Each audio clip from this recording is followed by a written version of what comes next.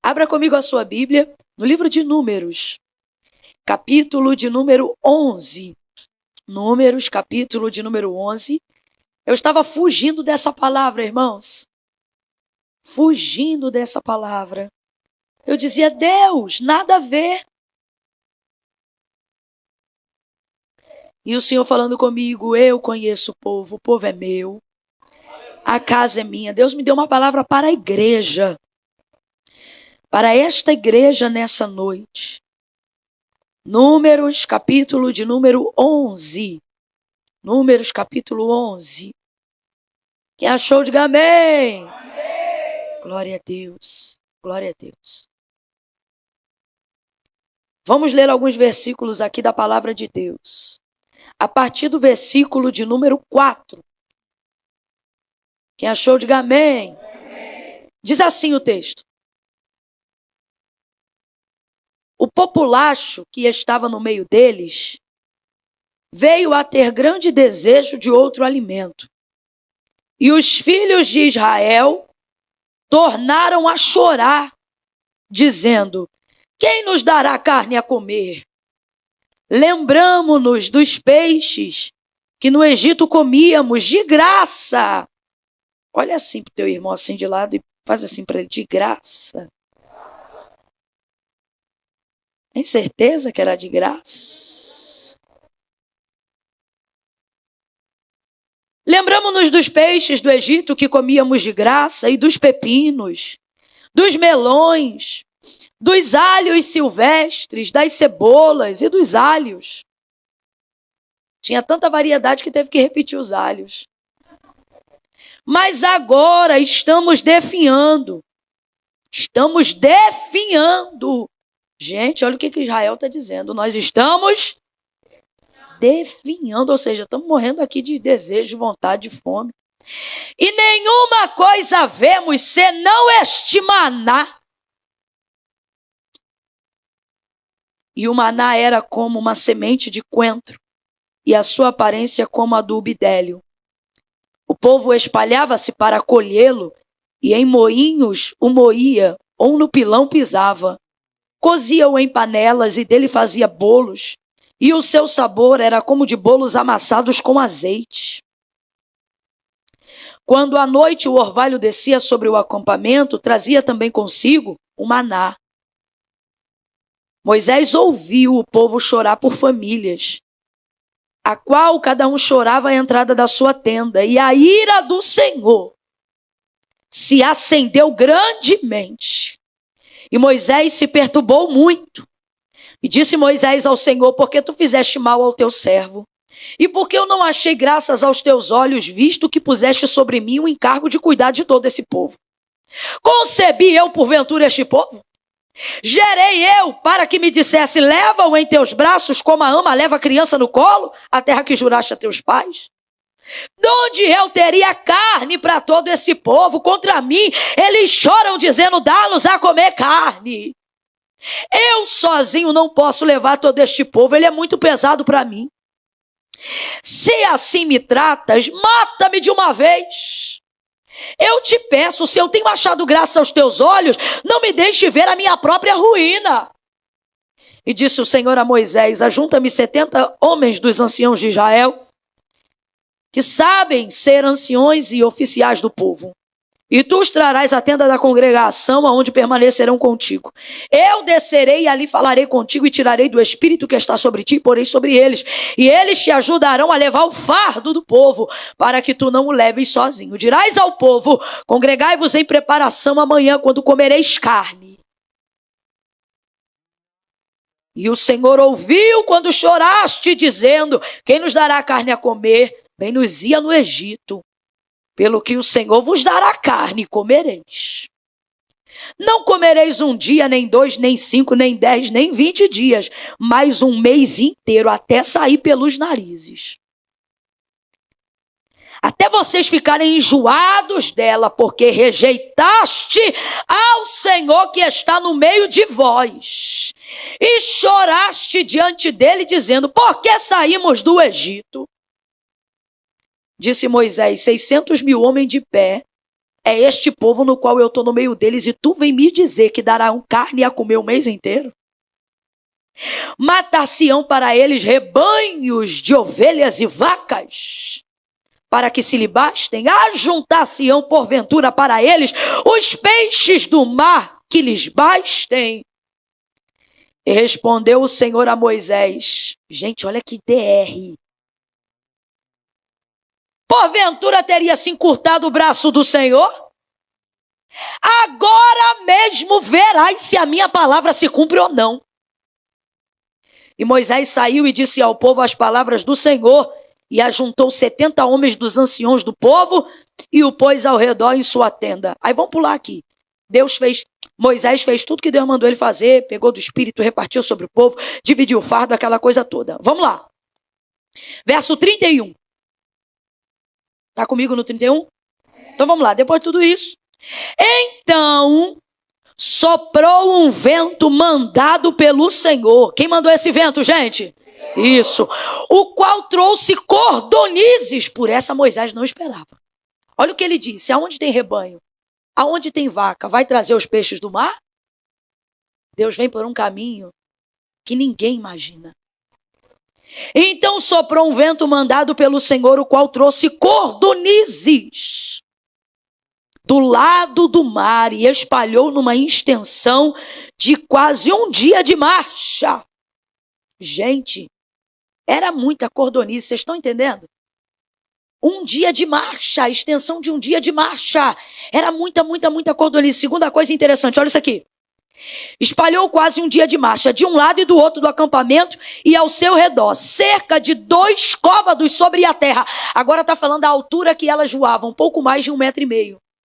Significa que você, mesmo que fosse miudinha, mesmo que você tivesse 1,5 metro de altura, se você desse um pulinho, você pegava a cordonize com a mão. Então Deus está dizendo que deu muito na extensão horizontal e aproximou na vertical, para que cada um pudesse pegar com a mão. Rapaz, parece fruta, mas é carne. De um lado para o outro, cerca de 2 côvados sobre a terra. Então, o povo se levantou todo aquele dia, e toda aquela noite, e todo o dia seguinte, para colher cordonizes. E o que menos tinha colhera 10 homeres, ou seja, era muita coisa. Então as estenderam para si ao redor, em todo o arraial. Quando a carne, quem está comigo no verso 33? Quando a carne estava entre os seus dentes, antes que fosse mastigada, acendeu-se a ira do Senhor contra o povo, e o feriu com uma praga muito grande. Pelo que se chamou aquele lugar Quibrote Taavá, porque ali foi sepultado o povo que desejou outro alimento. De Quibrote Taavá o povo partiu para Azerote, onde ali acamparam. Ou seja, gente, todo esse povo aqui, morreu antes de mastigar a carne, a cordonize. Quem entendeu, diga amém. Senta dando glória a Deus aí. Meu Deus, senta também dizendo assim, misericórdia a Jesus.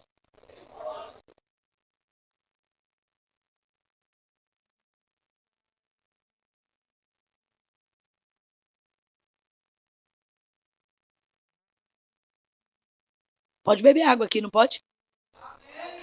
Então não fica me cercando, não. Se culta para Deus. Quando eu estiver bebendo água, você não deixa nada roubar a tua atenção, não.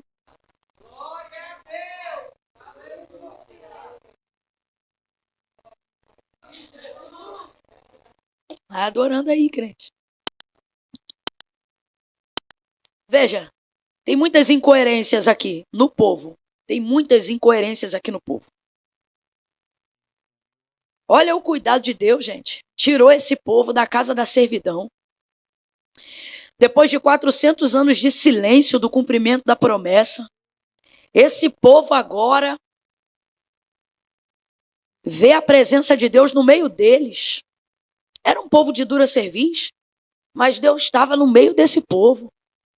Eu gosto de uma tradução do aramaico, que é a versão de C.S. Lewis, aonde diz assim, olha, lembra daquele episódio onde Moisés está falando com Deus por amor do povo? Aí Deus está dizendo, olha, minha presença não vai mais com vocês, não. Minha presença não vai mais contigo, Moisés, porque esse povo é rebelde, esse povo não ouve as minhas palavras. O texto que mais se aproxima do original, ele é traduzido assim, olha. Minha presença não vai mais pessoalmente com vocês. Mas eu vou fazer esse povo herdar a terra que jurei aos seus pais que lhe daria. Porém, a minha presença não vai mais pessoalmente. O que isso significa? Significa que Deus não estava entre eles só em onipresença, mas também estava entre eles em onipotência. Deus ia pessoalmente com eles, numa figura suportável que pudesse ser acessada. E a transfiguração dessa permanência pessoal de Deus no meio deles era a nuvem de glória ao redor do arraial durante o dia e aquela coluna de fogo durante a noite. Era Deus guiando este povo pessoalmente. Imagine, depois de tantos anos de escravidão, depois de tantos anos de silêncio, depois de tantos anos sem um afago, sem um carinho, sem um consolo, Deus agora cumprindo a sua palavra. Vi o sofrimento do meu povo, ouvi o clamor do meu povo e desci. Deus já estava pessoalmente desde essa ocasião. E desci para livrá-lo. Levantou Moisés, colocou Moisés como libertador do seu povo, e Deus garantiu esse povo no deserto. Deus cuidou de tudo para esse povo. Aonde já se viu uma peregrinação que já rompe mais de 4, 10 anos, né? E a roupa continua a mesma, não se acaba, o sapato não gasta. Deus foi provendo absolutamente tudo para esse povo. Abra comigo a sua boca e diga: cuidado pessoal. É um cuidado pessoal. Deus assumiu pessoalmente esse povo, se responsabilizou pessoalmente por esse povo, cuidou, garantiu esse povo pessoalmente. Ao ponto de fornecer o que a gente está vendo nesse episódio aqui de Números 11. O que é, Camilo? O maná. O que é o maná, gente? Plante uma semente de maná e veja se nasce em algum lugar. A única agricultura que cultiva maná não está na terra. O maná está no recôndito do Senhor. O maná vinha da onde? Quem lembra? Da onde vinha o maná? Da onde vinha o maná? Do céu, e de um céu que não é acessado pelo homem. Não se colhe maná nas nuvens. Não se colhe maná nos ares. Então eu vejo Deus tirando do recôndito do seu celeiro, do recôndito, abre aspas, né, filosoficamente para o que eu estou falando, da sua agricultura celestial. E ele está pegando um alimento tão precioso que não pode ser cultivado na terra. Isso nunca aconteceu. É um nível de exclusividade. É como se Deus estivesse abrindo sua despensa pessoal e estivesse dizendo: dê isso ao povo. O maná, ele descia com o orvalho durante a noite e ele tinha algumas regras. Como tudo que Deus faz é pedagógico, ele tinha algumas regras de colheita, porque Deus está ensinando o povo. E uma delas era para não guardar o maná, para poder mostrar a Deus a sua fidelidade, como quem diz: confia em mim. Hoje eu provi, amanhã vou prover de novo. E depois de amanhã, de novo. Caberia até aqui agora aquela canção, né? Irás prover de novo. Eu creio em ti, eu não vivo do que vejo, mas vivo do... Era a fidelidade de Deus. Irás prover de novo, eu creio em ti. Veja, então era didático, pedagógico. Ó, pega só a porção daquele dia. O povo tinha uma mente tão escassa e tanto medo de perder, de não ter, que acabava perdendo o que tinha por medo de não receber o que ainda ia chegar. E aí o que eles começaram a fazer? Começaram a guardar. E o que o Senhor dizia? Não, para cada dia. Era uma maneira de Deus ensinar o povo a confiar na sua fidelidade. Ó, o maná que vocês guardam vai falhar. Eu não. Eu não. Então, o povo às vezes guardava o maná. O que acontecia? Quem lembra? Apodrecia, estragava. O maná era uma matéria-prima que só podia ser consumida em fidelidade. Entenda? O povo só ia desfrutar disso em fidelidade. Então, olha a Deus, eu quero que você entenda o tamanho da grandeza disso, gente. É um alimento que foi retirado do próprio céu, de um lugar que o homem não acessa, para que o homem pudesse acessá-lo aqui na terra. Deus está pegando aquilo que lhe é pessoal e tornando físico, para que você possa acessar. Meu Deus, isso é incrível. Isso é extraordinário. Se eu fosse você, eu já tinha dado até glória a Deus e um aleluia. Olha isso. Aí veja, O povo então está sendo cuidado pessoalmente pelo próprio Deus, amparado pelo próprio Deus, civilizado pelo próprio Deus, educado pelo próprio Deus. Porque tudo isso são métodos de educação, para que o Senhor tire aquela mente de escravidão e coloque na mente deles uma mente de cidadão. Por isso as leis, e por isso tantas outras coisas. Aí o povo está lá. Esse povo de dura cerviz, que vive reclamando, acabou de, num episódio anterior, no capítulo 10, de manifestar a ira de Deus pelo mesmo motivo. Qual? Murmuração, reclamação. Deus já mostrou ira no meio desse povo. Deus se irou. Deus acendeu um fogo no meio deles que consumiu um bocado deles. Rapaz, e mesmo assim, eles não aprendiam a desenvolver temor diante da presença de Deus. Mas ok, Deus acabou de dar uma disciplina para eles. Eles ficaram meio assim. Passou pouquinho tempo, tanto é que está no mesmo capítulo. Passou pouquinho tempo, já estava esse povo reclamando de novo. Só que veja, dessa forma diferente. Quem começou a reclamar agora foi o populacho. Quem é o populacho?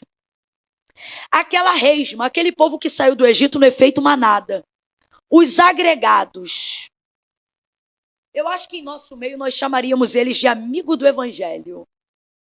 São aqueles que não são do meio, não são do povo, mas gostam de estar em volta porque sabem o que o meio produz. Eu vou falar a verdade para você, que Deus não me chamou para mentira. O que é o agregado? É aquela pessoa que nos ama e nós também amamos, que ouve Deus, sua palavra, até o ama, mas não se decide. E Deus tinha um consenso com o estrangeiro muito lindo, preservado em Israel até os dias de hoje. Deus nunca repeliu o estrangeiro. Ele ensinava a cuidar do estrangeiro. E se o estrangeiro aceitasse a cultura, eu vou usar um termo que aqui é mais popular, né? Se o imigrante se associasse ao Deus de Israel, ele era bem-vindo, se ele reconhecesse, sabe? Ao ponto que o autor da carta aos Hebreus vai dizer que Israel é a nação mais hospitaleira que existe no mundo. Ela abriga pessoas de fora e ela torna pessoas de dentro. Então quem é o populacho? O populacho são pessoas que creram no que o Deus de Abraão, Isaac e Jacó fez no Egito. É o povo que viu o que Deus estava fazendo e acreditou que ele era Deus de verdade. Era o povo que se relacionava bem com os hebreus e que acreditou na promessa deles.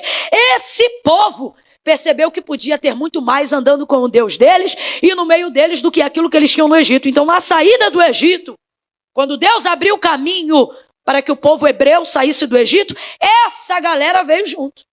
Assírios que moravam no Egito, egípcios que eram moradores do Egito e tantos outros imigrantes de outras nações. E eles se acloparam ali àquele grupo de Israel. Então, quem são eles? O populacho. O populacho veio no efeito manada. O que é isso? É gente que não faz parte da promessa, mas vem junto na crença do cumprimento. Assim vai esse povo junto com Israel. E esse povo vai vivendo as coisas que Deus está fazendo. Esse povo também viu Deus tirar água da rocha. Esse povo também viu Deus tirar azeite da pedra.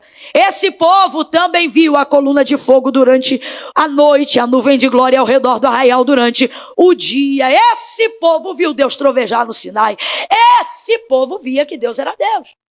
Qual é a melhor coisa que você pode fazer quando está numa terra que não é sua, tendo que se adequar ainda a costumes e outras coisas para não ser repelido no meio do povo? Ficar quietinho. Populacho não vota. Populacho não pode trazer intriga. Populacho observa. Olha o que o populacho vai fazer. Populacho vai colocar no coração do meio do povo um desejo que não era de Israel, era um desejo deles. Primeira coisa que a gente tem que fazer por estar cercado do populacho, seja aqui dentro ou lá fora. Verificar se as lágrimas que nós estamos chorando hoje são dos desejos que realmente temos e não somos realizados, ou se é dos desejos que o populacho está colocando na gente. Porque o povo vai começar a chorar e vai começar a reclamar daquilo que comia, da maneira que vivia, não porque eles de fato tinham falta, mas porque o populacho vai colocar esse desejo no coração deles. E por que o populacho faz isso? Porque o populacho sabe que o acampamento segue uma regra. Qual? O povo fala com Moisés e Moisés fala com Deus. Então Deus fala com Moisés e Moisés fala com o povo. O povo já sabia. O populacho, já sabia. Quer alguma coisa? Fala com o povo fala com Moisés e Moisés fala com Deus. Deus responde a Moisés e Moisés responde ao povo.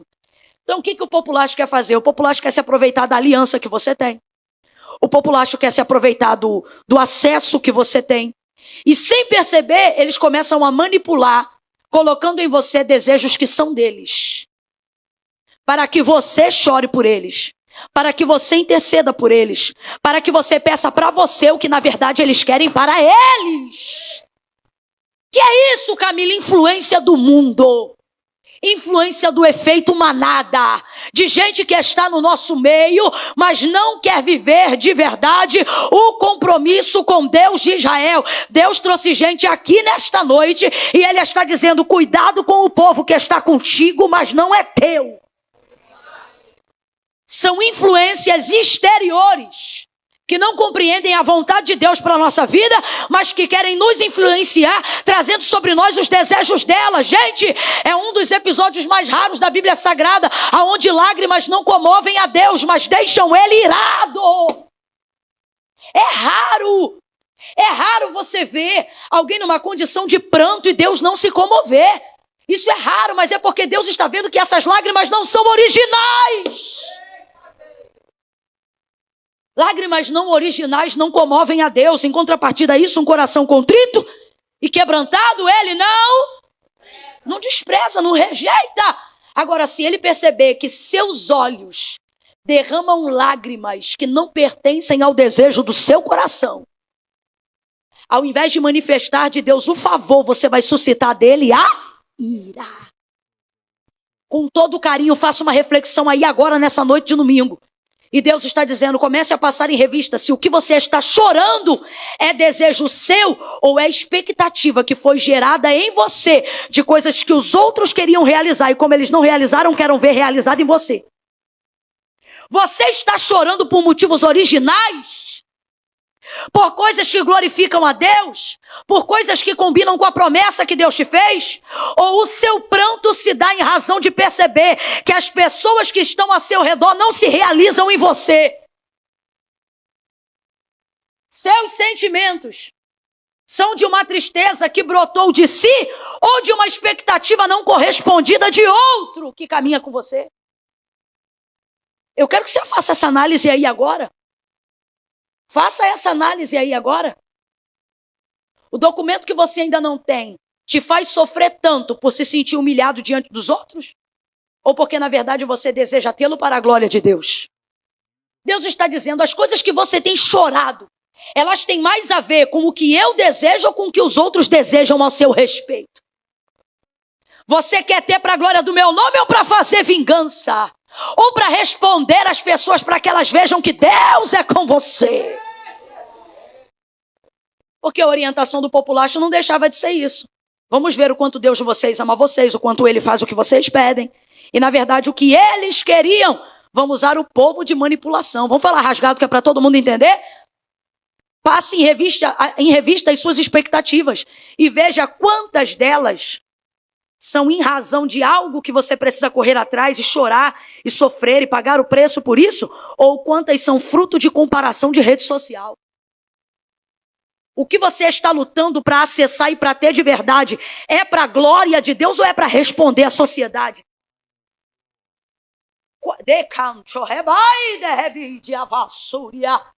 Deus está dizendo, vou falar como Ele está mandando. E se eu te dissesse que 50% das suas dores não são suas? São manifestações de desejos que foram incutidos em você por alguém que percebe que você pode acessar o que eles não conseguiram. E no final você está trabalhando para atender expectativas humanas e não divinas. E o fardo que você carrega e o peso que você sente não tem a ver com fazer a vontade de Deus, mas tem a ver com o fato de estar se esgaçando para responder à sociedade e o mundo. Influência do populacho. E esse populacho tem tanto poder de influência. E olha aqui para mim. Não ouça essa palavra agora pensando assim, minha cabeça é meu guia, ninguém me influencia, isso aí que você está falando não serve para mim. Meu irmão, 1 Coríntios capítulo 15, versículo 33, Paulo vai falar abertamente sobre isso, e eu amo a maneira como ele começa a fala. Ele começa dizendo assim, não se iludam, as más conversações corrompem os bons costumes. Sabe o que ele está dizendo? Não fica pensando minha cabeça é meu guia. Nova York não me influencia. Cultura americana não entra na minha mente. Uma mão desse século não me governa. Olha o que ele está dizendo. Não se engane. Se engana não, filhão. Você está nesse mundo. Olha a oração de Jesus. Pai, não os peço que tu tire do mundo. Eu peço que o Senhor os guarde no mundo. Não tem como sair daqui. Só morrendo. Quer morrer? Então fica firme. No mundo, olha o que Paulo disse, não vos conformeis com este, mas transformai-vos pela renovação do vosso entendimento. Sabe o que ele está dizendo? Quem não transforma, será transformado. É sério que você acha que a internet não te influencia? É sério que você acha que a bolha de algoritmo que você vive não te influencia? É sério que você acha que a tua espiritualidade não permite com que o mundo te afete? É sério? Olha para tua irmã, para o teu irmão e diz, é sério que você acha isso? Oh, meu irmão, acorda! Acorda, filhão! Acorda, minha filha! O que é? Você é a quarta pessoa da Trindade?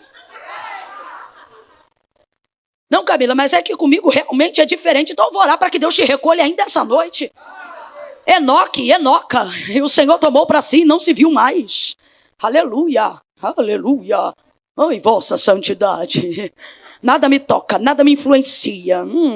Glória a Deus e essa fulana. Aleluia, Beltrano. Não tem essa não, meu irmão. E quanto menos você acha que é influenciado, mais influenciado você está sendo. Porque quem não tem consciência do quanto é influenciado é a pessoa perfeita para ser influenciada. Ali, incutido na mentalidade, paulatinamente, vagarosamente, é a melhor maneira de colocar uma ideia fixa na tua mente e fazer você acreditar que ela é sua. É a melhor forma de fazer. E é assim que o mundo faz, porque o diabo tem paciência. Paciência que muito crente não tem. E ele vai ali incutindo. Então eu acho lindo a fala de Paulo quando ele diz, não se iluda. As más conversações corrompem os bons costumes. Olha o que ele está dizendo, que uma conversação má, ela pode arrebentar com um hábito. Olha isso. É muito forte. Uma palavra maldita, uma conversa não correta, faz você perder a capacidade de discernimento, de filtro e incutir na tua mentalidade uma ideia totalmente equivocada. Não se iludam. As más conversações corrompem os bons costumes. Aí vamos lá, 2 Timóteo, ainda Paulo, capítulo 2, versículo 16. Evita igualmente os falatórios inúteis e profanos, pois os que deles usam passaram impiedade ainda maior. Vão viver impiedade ainda maior. Evita os falatórios inúteis. Vão falar rasgado? Vamos parar com essa fofoca. Essa troca de farpa pelo WhatsApp, essas indiretas de grupo. Isso é vão, é falatório, conversa fiada. Aí você pensa, não, nada a ver. Você quer ver? Tem muito crente que começa a conversa fiada assim, ó. Eu vou te contar, mas é pra gente orar, tá?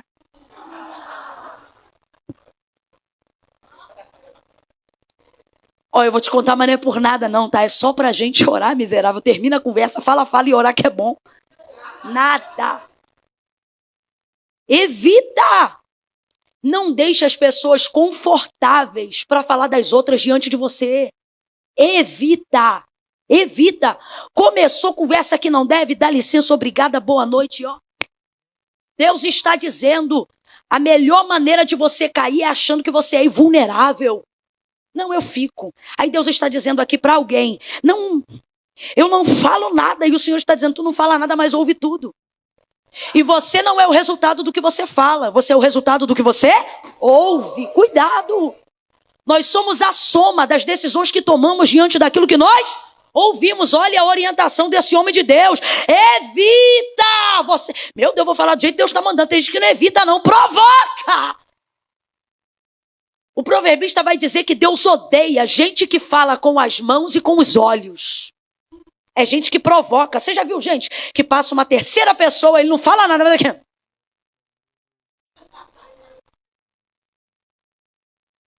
Deus está dizendo, eu odeio isso. Evita. Evita. A maledicência é um vício. Falar mal dos outros nos dá a sensação de poder. Você acredita que falar mal dos outros libera endorfina? Dopamina. Que é isso? Prazer. Por quê? Porque te dá a sensação de ser o detentor da informação. E isso te dá a sensação de poder. Olha o que eu sei do fulano. A vida dele, você tá vendo aí, mas eu... E aí a pessoa vai se tornando viciada naquilo. Viciada naquilo. Evita. Dá um grito aí para esse crente e diz, evita. Evita. Pois os que dessas falatórios inúteis e profanos usam, eles vão passar impiedade ainda maior.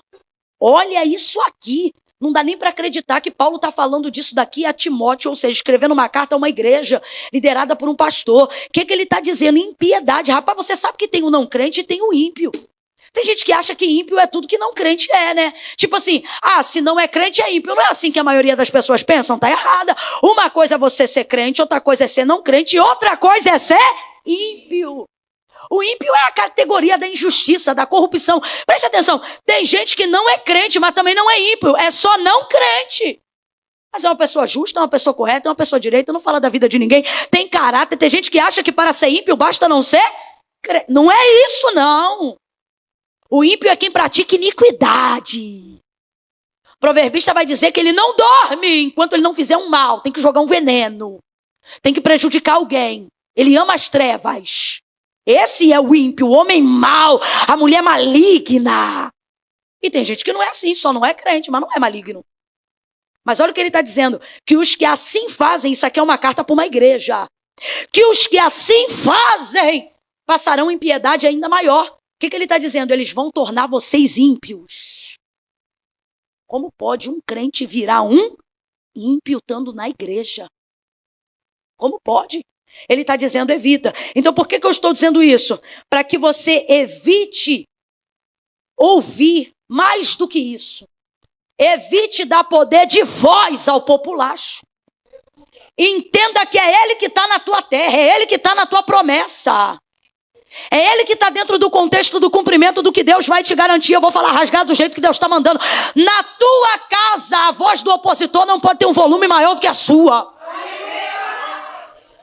Não pode, você tem que ser posicionado. Não pode, você tem que ser posicionada. Não dê microfone, não dê volume de voz. A quem quer perverter o desejo, rapaz, a gente já paga um preço para se consagrar. Olha o que ele está dizendo. Veja isso. Aí esse povo vai ser tão influenciado, o povo de Deus, pelo populacho, que era o povo no meio do povo. Vai ser influenciado por eles a tal forma que eles vão começar a falar de maneira romântica sobre um período de escravidão. Porque o populacho tem esse poder de fazer você, o seu passado, como se tivesse sido glamuroso. Primeira coisa que me irrita nesse texto. Eu me lembro quando a gente comia peixe de graça. Qual era o salário que vocês recebiam? Recebia salário? Nada, escravidão. Todo escravo. Escravo. E era escravidão de ficar paradinho? Ralava era muito. Trabalhava para eles. Só trabalhava para eles, não recebiam nada. É por isso que quando chegarem em Canaã, chegarem em época de colheita, e alguém diz, que injustiça, Deus pegou o que era dos caldeus, dos cananeus, dos heteus, dos jebuseus, dos amorreus, e entregou tudo para Israel. Não, meu irmão, isso ali é 400 anos de salário atrasado. Vão chegar em dia de colheita. Tem inimigo que só está na tua terra, arando ela para o dia da colheita. É triste quando a gente vê inimigo na nossa terra, a gente diz, Deus, a promessa herança é minha, tu não está vendo inimigo na minha terra, não? E Deus está dizendo, fica tranquilo que eu estou usando ele para plantar. Na hora da colheita eu tiro ele e coloco você. Mas voltando aqui para o povo. Esse povo vai ter desejo. Quem vai ter desejo? O populacho. O povo de Israel estava quietinho. E aí, olha, esse desejo. Aí eles começam. Ai, é verdade. Lembra quando a gente estava no Egito e comia peixe de graça? De graça uma banana. Tudo escravo. Escravo. Tratado como escravo. Morando como escravo. Vivendo como escravo. Oprimido como escravo. Cheio de carga. Pesado. Engraçado, nessa hora da depressão eles não lembram. Da dor eles não lembram, só lembram do peixe. Por quê? Porque estão sob influência. Deus está dizendo, quer lembrar do teu passado? Então não se lembre só do que teu amante te dava, não. Lembra também quando ele te tratava no dia dos namorados ficando com a mulher. E você chorando porque tinha um homem que não era teu. Mas não, só quer se lembrar da parcela do carro que ele pagava. E da humilhação que não tinha preço. Isso tu não lembra, né? Botando o Rivotril debaixo da língua para tentar dormir à noite. Isso você não lembra. De graça uma banana. De graça coisa nenhuma. Olha para quem está do teu lado e diz, no mundo eu nunca tive nada de graça. Nada de graça. Com uma mão o capeta dava, com duas ele arrebentava. Batia, castigava, humilhava. Remova da tua ideia essa visão romantizada da desgraça que tu vivia no mundo. Deus está dizendo, a melhor maneira de você voltar para o mundo é glamourizando quem te arrebentou. Tornando romântico o que na verdade era uma tormenta. Ah, no mundo é festa, é amigo, é. E quando tu quase morreu de overdose? Isso você não lembra, né? Isso o mundo não é atraente para que você lembre, né?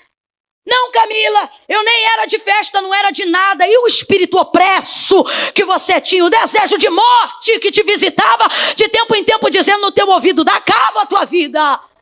Tinha comida, tinha bebida, tinha amigos e tinha também a morte, dormindo e acordando contigo, dormindo e acordando contigo. Eu fico impressionada com a capacidade que Israel tem de glamourizar e de só ver o que é conveniente no momento que está sendo influenciado. Vamos falar a verdade que isso não é um atributo só de Israel, não. Quando nós estamos sob forte influência dos desejos do mundo, a gente também faz isso. Ah, não era tão ruim assim. Naquela época a gente se divertia, né? Não é? A gente não é assim? Não, olha só. Eu vou te falar. Eu não prestava, mas ó. Era de... Tu lembra aquele dia? Aquele dia que eu fiz... É assim. É assim. E olha como é que isso te alegra. Olha como é que te alegra, ó. Olha como é que te alegra. Olha como é que faz você viver. Eu realmente... Daqui a pouco você tá assim, eu acho que eu era mais feliz lá. Porque você só lembra do que você quer romantizar. Mas vamos lembrar das noites escuras? Vamos lembrar que a cama era confortável, mas a insônia não? Deus está falando comigo. Tem gente aqui que tinha cama, mas não tinha sono. Tínhamos o que o dinheiro pode comprar, mas não tínhamos o que o dinheiro não pode pagar. Deus está dizendo, eu não quero você romantizando mais o seu passado. Deus trouxe alguém hoje aqui e a palavra que Ele está dando é livramento. Ele está dizendo, eu te vejo caminhando. Ele está dizendo, eu te vejo caminhando por cima de uma linha. E tu dizes assim, não era tão ruim assim, não era tão difícil assim. E o Senhor está dizendo, tu não eras nem para estar em cima dessa linha. Mas sabe por que tu está? Porque de um tempo para cá você está flertando com os romances do passado. E o diabo está fazendo questão de te ocultar a parte desgraçada da tua vida. Porque ele só quer que você se lembre do que aparentemente você tinha de bom. Aí me vem eles aqui falar, comíamos peixe de graça, de graça. Vocês eram escravos.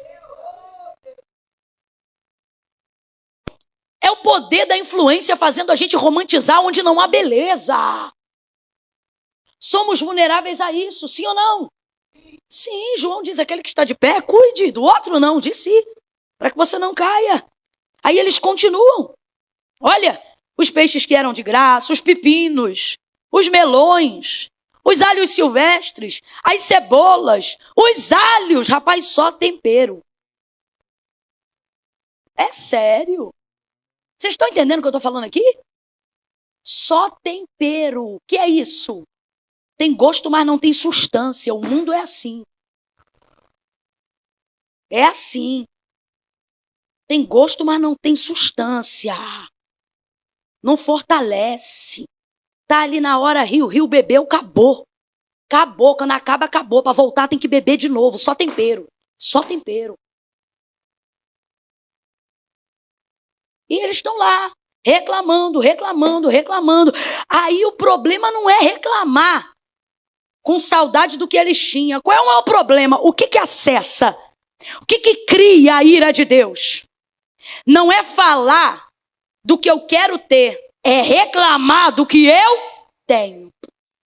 Você não precisa reclamar do que tem para manifestar desejo do que você quer ter. Entenda isso. É isso que o populacho não entendia, e às vezes é isso que o povo de Deus não entende. Guarde isso na sua cabeça. Eu não preciso reclamar do que eu tenho para expressar para Deus o desejo do que eu quero ter. Com Deus não é assim que se faz. Reclama do que você tem, que é para você ganhar o que você quer ter. Não é ao contrário, dignifica o que você tem. Para você entrar no que você quer ter. Ser fiel no e no muito, te colocarei. Deus está dizendo, agradece pelo que você tem e eu vou te dar o que você quer ter. Seja fiel ao que você tem e eu vou te colocar onde você quer chegar. Agora, ao inverso, maldição. Ao inverso é maldição que você vai ter. Porque para Deus, e Deus é coerente, o pensamento é, se você não consegue ser grato pelo que você tem, ou seja, pelo que te sustenta hoje, não é pelo que você vai ter que vai melhorar seu caráter. Dignifica o que você tem. Vamos falar rasgado aqui? Quem não cuida da kitnet que mora hoje, não vai cuidar da casa própria que vai receber amanhã. Se você deixa aquela pia podre de louça, com os vermes andando dos restos de comida, dizendo, eu não tenho prazer de lavar a louça porque é tudo muito pequeno. Porque é isso, porque é aquilo. Deus está dizendo, se tu não cuida de uma cozinha pequena dessa, como é que tu vai cuidar de uma grande? Se aqui está dando larva, lá vai dar minhoca. Veja. Com Deus é diferente. Não é proibido desejar. Olhe para mim. Você não é proibido a desejar mais. Não é pecado querer mais. Não é pecado querer melhor. Quem está me ouvindo bem, diga amém. Não é pecado. Agora, o problema é achar que eu tenho que desdenhar o que eu tenho para acessar o que eu quero. Isso Deus não suporta. Vou te falar que não é comer carne que ira a Deus. É desdenhar do maná que manifesta a ira de Deus. Olha que cabeçudos. Podiam pedir carne para comer com maná. É ou não é? Senhor, o maná é maravilhoso. Imagina o maná. É assim que você tem que pedir as coisas para Deus. Mas olha eles, comia tudo de graça, tinha peixe, tinha alho silvestre, alho comum, cebola, só tempero. Agora só nos resta este, ou desdém, este maná. Oh, meu Deus. Um crente sábio não pega o que tem, não desdenha do que tem para acessar o que deseja. Ele faz a guarnição. Deus, maná top, hein? Deus, obrigado pelo maná. E se maná com filezinho, ó? E se agradar demais a Deus? Porque ele ia ver em você a mentalidade de alguém que não precisou desdenhar o que tem para viver o que deseja. Ele está dizendo, olha ele, olha ela, associando o que eu dei ao que ele deseja. Esse é o plano perfeito, esse é o plano original. Parceria.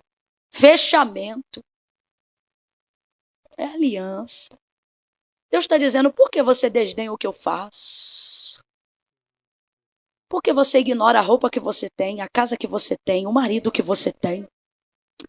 Os filhos que você tem, você só quer ter, mas não agradece pelo que você tem. Você só quer chegar, mas não agradece aonde você já chegou. Você só quer ser, mas não agradece quem você já é. Lembre-se que você já não está onde esteve, já não é quem foi. Há motivos para agradecer, mas as más conversações, as pessoas que você segue na internet, as pessoas que você curte, o volume de voz que você deixa, a programação que você segue, o raio da série que te influencia, coloca na tua mente só o desejo de ter mais e não de agradecer por aquilo que você já tem. E você não está percebendo que o Deus que amou está ficando irado.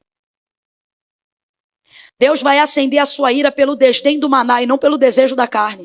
Moisés já está transtornado, vai ter uma DR com Deus. Olha isso. Deus irado vai dizer assim: olha, eu vou dar a esse povo carne. Pode falar para eles que eles vão comer carne. E aí Moisés não acredita. Moisés vai dizer assim: por que o Senhor está fazendo isso comigo? Se o Senhor me ama, me mata. É o auge do sofrimento, o cara não aguenta mais. De um lado é Deus apertando, do outro é o povo reclamando. Isso aí ele não aguenta mais. Me mata, se o Senhor me ama, me mata. Porque eu não aguento mais isso não. Aí o Senhor fala com ele: porventura meu braço se encurtou? Pois então você verá. Engraçado que parece que Deus ia fazer a longo prazo, né? Porque ele diz que o povo ia comer carne até 5 meses. E agora, por causa da palavra de Moisés, ele diz assim: você vai ver o que eu vou fazer agora. Quando Deus estiver irado, quando Deus manifestar ira, não peça para ele acelerar, peça para ele ter misericórdia, porque senão o que ele ia tratar a longo prazo, ele vai tratar de uma vez só, e isso pode causar morte. Ah, é? Então você... Eu acho incrível o relacionamento deles dois. Ah, é? Então você vai ver o que eu vou fazer agora. Chama os homens, chamou os 70, repartiu o espírito. Olha aí que eles vão levar o fardo do povo contigo. Ok, e agora? Agora você vai ver, meu filho, carne como você nunca viu. Manda uma revoada de cordonizes do jeito que eu falei para vocês. De uma banda e do outro. O que é isso, Camila? De um lado e do outro, meu irmão. Cobria todo aquele arraial. Eu estou falando de mais de 1 milhão de pessoas.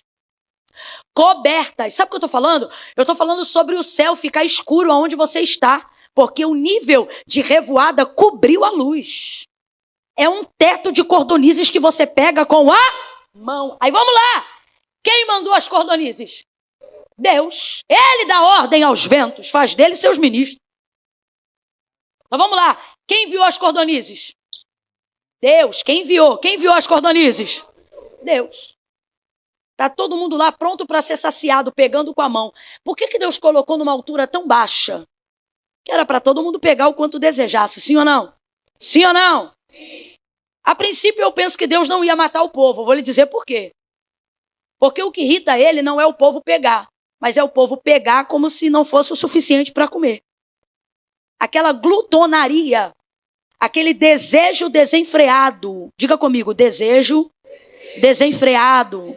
Diga desejo incontrolável. Diga paixão ardente. Aquilo que irou Deus. Eu tenho para mim que foi isso. Porque o povo, de vez pegar a quantidade que já estava doutrinado a fazer quando recebia o maná, rapaz, eles começaram a pegar como se o mundo fosse acabar. Começaram a pegar como se não tivesse amanhã. Aí tanto é que o texto diz: e acendeu-se a ira do Senhor. Acendeu-se a ira do Senhor, e o que o Senhor fez? Lançou uma praga no meio deles. Eu não sei que tipo de praga é essa, porque a palavra de Deus não explica. Só que ela deixa claro qual é a reação da praga. As carnes parece que deu refluxo, né? Não sei. Parece que ao invés de descer, foi para cima. E ficaram sufocados, não conseguiram mastigar. Paralisou a comida. E foi chamado o nome daquele lugar Vale dos Desejos. Porque ali o povo desejou outro alimento. E desdenhou do maná do Senhor por isso. 2 verdades e eu encerro. Primeira, não é porque Deus está dando próximo a você. Não é porque está no seu acesso que significa que é para você pegar. Tem coisa que vai estar ao seu alcance, mas não é para você. Vou falar de novo. Tem coisa que vai estar... Você está vendo por que eu não queria pregar essa palavra? Que isso é um coro. Começar a segunda-feira com isso tem que ser muito crente. Mas me parece que essa igreja tem maturidade o suficiente. Eu te juro, eu ia pregar João, capítulo 20, ressurreição de Jesus. Jesus disse: não, eu quero dar livramento ao meu povo nessa noite. Amém. Então, 2 verdades. A primeira, veja, esse povo vai morrer. por causa do desejo desenfreado que eles estavam. Isso vai desagradar ao Senhor sobremaneira. Sobremaneira. Foi tão perto que a impressão que dá é assim, isso está tão perto de mim que eu posso pegar. Posso pegar quanto eu quiser, isso está perto demais de mim. Vamos lá. Quando Deus não quis que Adão nem Eva tocasse no fruto, na árvore do conhecimento do bem e do mal, não seria mais fácil se ele tivesse dito, já que isso aqui não é para comer, vou tirar do jardim. Ora, não era mais fácil? A gente estava andando nu por aí até hoje. Livre, leve, solto, sem pecado, sem erro, na pureza, na santidade, vendo Deus andar na terra. Como se a terra fosse o céu, não é? Mas não. Deus plantou a que podia tocar e plantou a que não devia comer no mesmo lugar, no mesmo jardim. E liberou para eles uma palavra. Essa aqui e todas as outras, pode comer regado. Só uma, rapaz, eles tinham o jardim inteiro. Só uma. Essa dali, não comam. Porque no dia em que comer, vão morrer.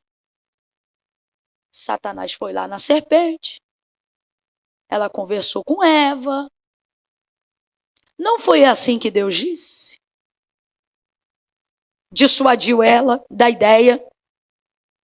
Ela comeu o fruto, entregou para o homem. Seria mais fácil se Deus tivesse tirado essa árvore de lá, gente? Fala aí. Sim ou não? Ai, vamos falar yes, que é mais legal. Yes ou não? O engraçado é que o meu ou é português. Como é que eu falaria sim ou não em inglês? Yes, como é que... Yes or not? Yes or not? Eu não consigo, eu só consigo falar o ou em português. Sim ou não? Sim. Sim ou não? Sim. Sim. Deus não tirou. Deus não tirou. Por quê? Porque Deus não quer filhos descontrolados. Deus não quer filhos, seres humanos que se comportam como animais irracionais, movidos por desejo. Eu desejo, eu faço. Eu quero, eu vou. Suicida. Espírito da morte está aí, ó, amarrado do teu lado. Por quê? Porque você é refém dos seus desejos. Não é porque você tem acesso que significa que você deva. Vou falar rasgado. Pornografia. Não há acesso mais fácil do que pornografia hoje. Não é porque eu tenho acesso que pornografia seja para mim. Bloqueie o celular do seu filho, mas ensine a ele por que não. Porque senão, mesmo bloqueando tudo, no final ele será refém do desejo dele. Então não diga para ele só o que não pode, explique para ele por que não pode. E vai ensinando ele a controlar os desejos dele. E é isso que você tem que fazer. É assim que o Senhor faz conosco. Ele quer que nós obedeçamos a sua palavra por temor, por respeito e por proteção, para que nós não nos tornemos refém dos nossos desejos. Se você não refrear o seu desejo, ele vai te consumir. Ele vai te destruir. Alguém pensa que liberdade é poder fazer tudo? Não, liberdade é poder ter o controle daquilo que eu desejar. Poder de verdade não é poder para fazer tudo. Poder de verdade é controlar o poder que eu tenho. Jesus vai provar isso, João 19. Olha isso. Pilatos vai dizer assim para ele: eu tenho poder para te mandar prender, para te mandar soltar. A primeira coisa que Jesus diz: poder nenhum você teria se do alto meu pai não tivesse te dado. Aí ele diz: e sobre mim, poder nenhum tem. Minha vida ninguém toma. Minha vida eu dou. Ele está dizendo, tudo que eu vou viver daqui a pouco está sobre o meu controle. Jesus vai cumprir tudo que está nas Escrituras, em João capítulo de número 19. E o texto não diz, e a morte tomou o seu espírito, mas o texto diz, e ele, vendo que tudo estava consumado, entregou o seu espírito. Agora, enquanto ele está pendurado no Calvário, no madeiro, olha os soldados e os demais dizendo para ele, se tu és o Cristo, salva-te a ti mesmo. Agora responda, podia salvar a si mesmo, sim ou não? Sim ou não? Mas ele não salva, porque poder de verdade não é a capacidade que eu tenho de ostentar, é a capacidade que eu tenho de controlar aquilo que eu quero fazer. Isso é poder! Poder de verdade está em Romanos 12. O bem que quero fazer não faço, o mal que não quero esse faço. Miserável homem que sou, quem me livrará do corpo desta morte? Mas ele não termina aí. Ele diz, graças dou a Jesus Cristo, nosso Senhor e Salvador. O que ele está dizendo? Há um poder maior que me dá poder para controlar os meus desejos. Poder de verdade não é liberdade para fazer tudo. Poder de verdade é controlar aquilo que eu devo daquilo que eu não devo fazer. Outra confusão que as pessoas fazem, achar que liberdade é poder fazer tudo. Fazer tudo é anarquia. E anarquia não traz bênção alguma consigo, só descontrole, desgoverno, caos, treva, dano, terror. Isso é anarquia. Não é liberdade. Satanás vai tentar incutir, seja pelo mundo, seja pelas redes sociais, seja para os amigos que você dá voz de influência na sua vida. Ele vai tentar de todas as maneiras mostrar para você que liberdade é cumprir todos os desejos. Que felicidade está atrelado a fazer exatamente tudo o que você quer na hora que você quer. E você vai começar a pensar, se Deus não quer que eu faça, Ele vai tirar do meu caminho. E Deus está dizendo, eu não vou tirar do teu caminho o que eu te dei poder para controlar. Controle você. Eu não vou arrancar a árvore do jardim só porque você não pode comer. Você que se controle. Deus trouxe gente hoje aqui e o que Ele está dizendo para mim e para você é, poder de verdade é exercer controle sobre si mesmo. Tudo aquilo que você não controlar vai te dominar. Controle os seus desejos. Não responda. Se você é homem casado, mulheres pelo direct em horários inapropriados. Não, nada a ver. Não se iluda, as más conversações corrompem os bons costumes, os bons casamentos, os bons ministérios. Se você é mulher, não tenha amizades fora do seu casamento com outros homens.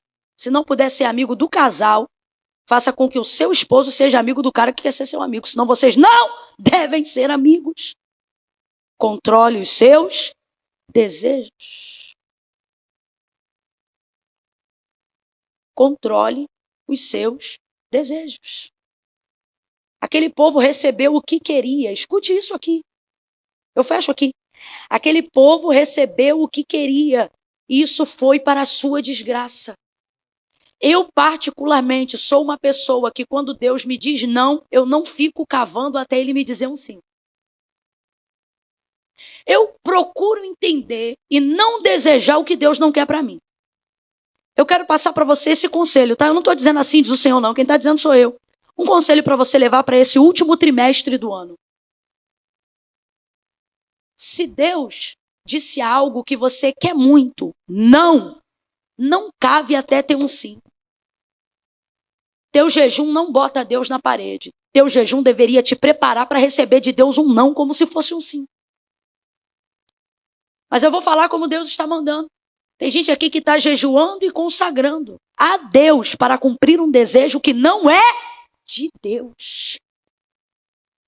Agora eu te pergunto, diante do que nós lemos hoje aqui, Deus fez o que fez pelo povo a pedido do próprio povo. Isso foi bom para eles?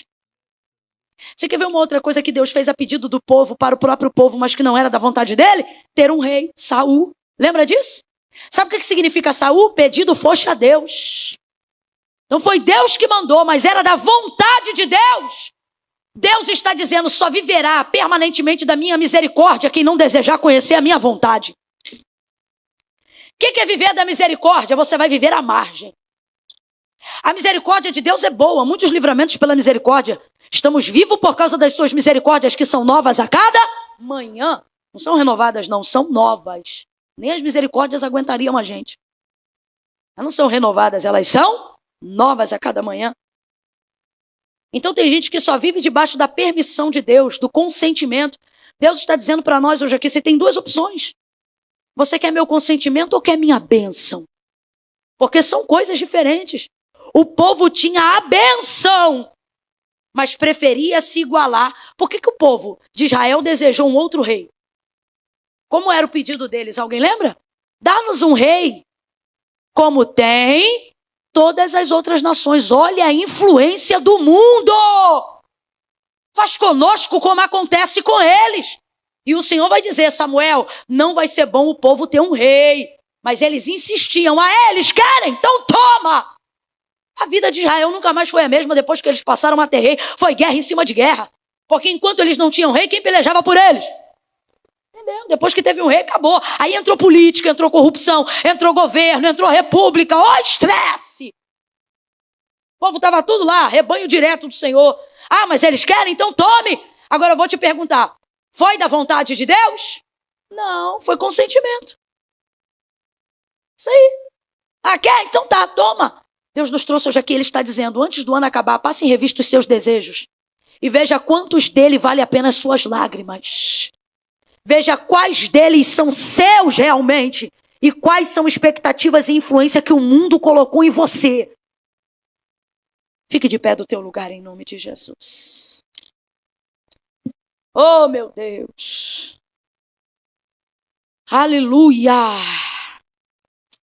Meu Deus. Você vai se colocar agora diante de Deus. É você e Deus aí agora.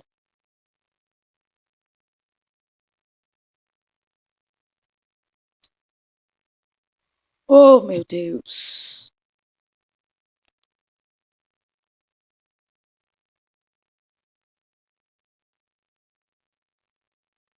Por que você quer isso? Essa é a pergunta que você tem que fazer para si mesmo agora. Por que eu quero tanto tal coisa? Eu quero isto para a glória de Deus? Ou eu quero isto para me gloriar diante de quem disse que eu não conseguiria? E os sofrimentos que eu carrego em decorrência do que eu quero conquistar? Por que eu quero tanto conquistar isso? Para me respaldar e buscar o respeito da sociedade ou para a glória de Deus? Porque, irmãos, o que não for para a glória de Deus será vanglória. Passe em revista aí agora as coisas que têm te levado ao sofrimento. Faça isso agora. Aproveite essa atmosfera, aproveite a presença do Espírito Santo pessoalmente conosco aqui nesta noite. E passe em revista seus maiores desejos.